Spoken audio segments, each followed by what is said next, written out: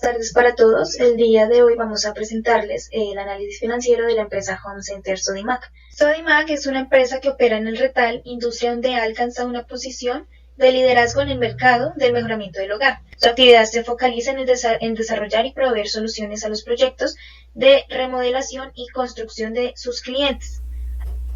En el análisis horizontal, en la parte efectivo y equivalentes, correspondiente a la nota 7, en la parte de bancos, en los datos obtenidos dentro del análisis horizontal se observa un cambio significativo entre el 2019 de 62.611 millones al 2020 de 270.364 millones, ya que la empresa, para evitar riesgos de liquidez debido al COVID-19, se vio obligada a obtener créditos, de los cuales se hablará más a la hora de analizar las obligaciones financieras.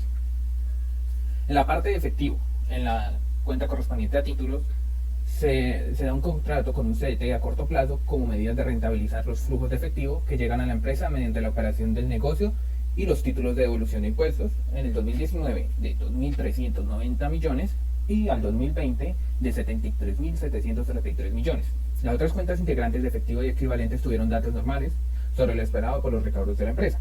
En la parte de otros activos financieros, dentro de los datos expresados, se muestra que en el año 2019 se contaba con 865.000 millones, terminando en el 2020 con un total de 472 millones. En este descenso fue malo, puesto que fue muy grande y excesivo, una gran pérdida, que se representa en un cambio del menos 45,3%.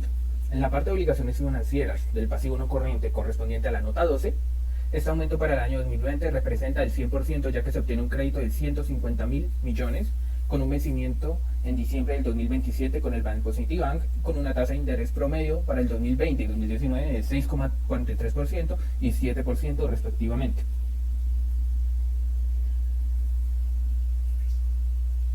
En el análisis vertical se analizan los activos corrientes.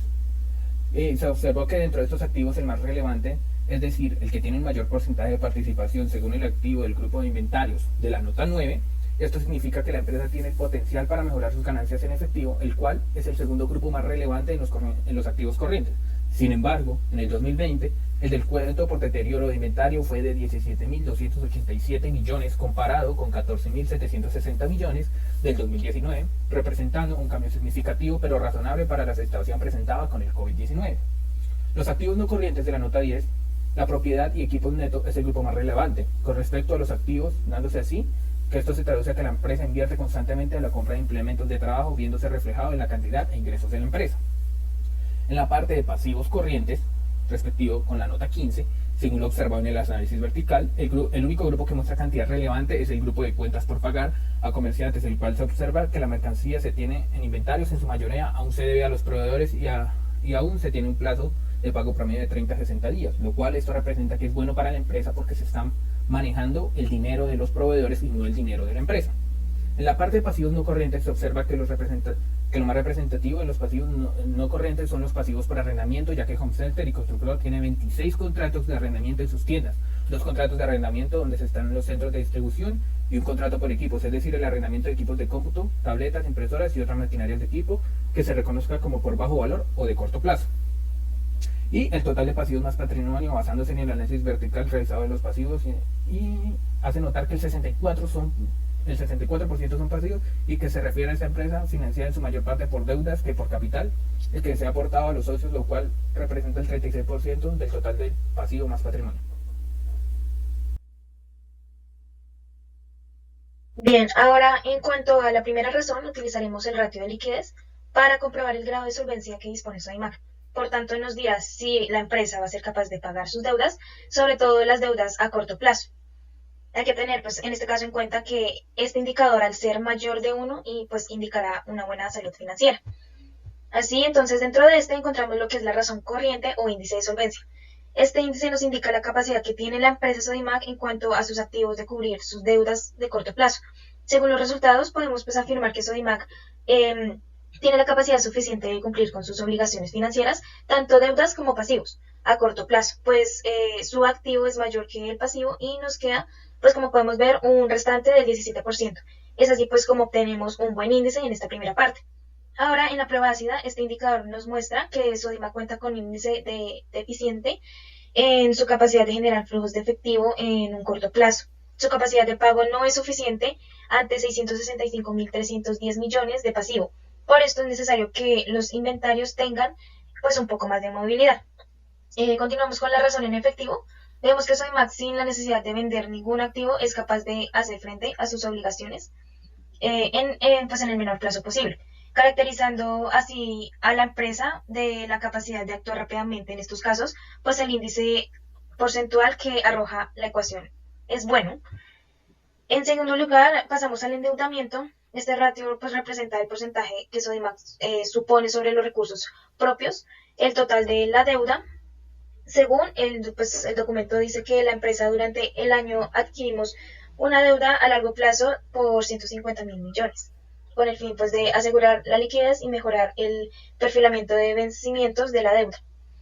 Entonces, pasamos a lo que es el endeudamiento y endeudamiento sobre el patrimonio. En este aspecto, pues la empresa tiene un mal índice de endeudamiento, puesto que no se encuentra dentro del rango de normalidad, lo está sobrepasando con un 14% de más. Como podemos ver, su índice de endeudamiento es del 64%, y por otra parte, el endeudamiento sobre el patrimonio sobrepasa con un 125%, un valor mucho más alto que el anterior porcentaje. Por ello, pensamos que Sodimac, para mejorar esta situación, puede optimizar los activos, ya que una estructura eficiente mejora la capacidad operativa, reduce también los costes y eleva el margen de maniobra para evitar financiaciones innecesarias. También tener de pronto un control de tesorería, planificar las necesidades de financiación y también mejorar la estrategia comercial. Pasando a la rentabilidad, última razón, esta mide la eficiencia con la que se administra la empresa. Pues una empresa rentable es aquella que otorga rendimientos adecuados sobre la inversión, considerando el riesgo de la misma.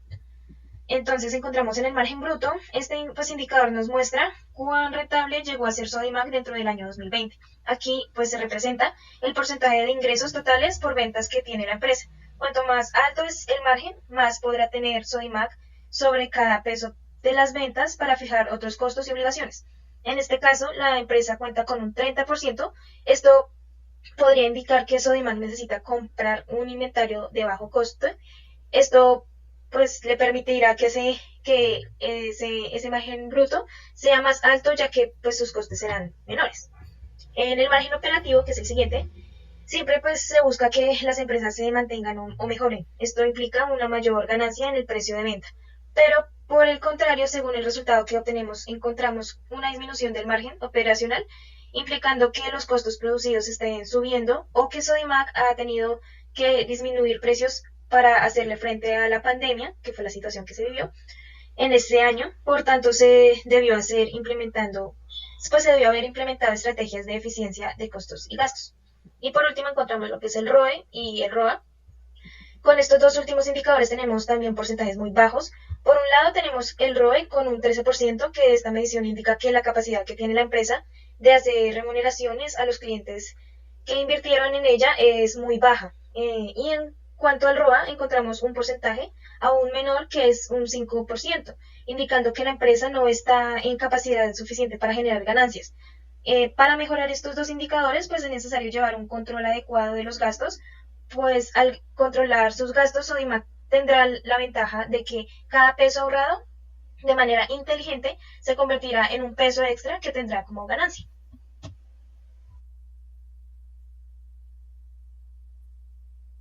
Ahora continuamos con el EBITDA. Este indicador nos mostrará el beneficio que tiene la empresa Home Center Sodimac antes de restar los intereses que tiene que pagar por alguna deuda contraída. El propósito de este análisis del EBITDA es obtener una imagen fiel de lo que la empresa está ganando o perdiendo en el núcleo de los negocios. Entonces, a nuestro lado izquierdo tenemos una tabla en donde se evidencian los datos de ambos periodos, del 2019 y el 2020. En primer lugar, tenemos los ingresos. Vemos que durante el 2020 los ingresos de explotación de Sodimac decrecieron un 9,4%, alcanzando así 3.093.393, principalmente por la baja de los ingresos de mejoramiento del hogar y por el segmento de reparación y mantenimiento. Encontramos lo que es los costos de venta y la utilidad bruta. Los costos de venta decrecieron un 25%, de esta manera el margen bruto disminuyó un 15,6%, lo que también representa una baja en relación de los ingresos. Tenemos los gastos administrativos en nuestro lado derecho y los gastos de venta. En este caso, pues los gastos de administración y ventas llegaron a 850.428 millones, superior a lo registrado en el 2019, que es con un 848.683 millones, debido pues principalmente a mayores gastos en tecnologías, costos logísticos, laborales y de seguridad. Nos devolvemos a la anterior tabla, entonces contemplamos el EBIT, utilidad operativa. De esta manera, pues el resultado operacional alcanzó los 7.648.228, que representa un aumento de 6.873.703 respecto a lo que es el 2019. El siguiente, pues es el EBITDA, por su parte, también presentó un aumento de 6.876.559, llegando a los 7.721.335, representando un 10,2% de los ingresos. Continuamos entonces en la parte inferior. Ahora observamos que este indicador sirve pues para conocer si una empresa está siendo rentable. Para ello hay que realizar una comparación con las ventas para conocer el ratio que nos muestra si la compañía es eficiente. En este caso, pues en primer lugar vemos que al tener un dato de EBITDA alto, este puede estar debido al apalancamiento de la empresa.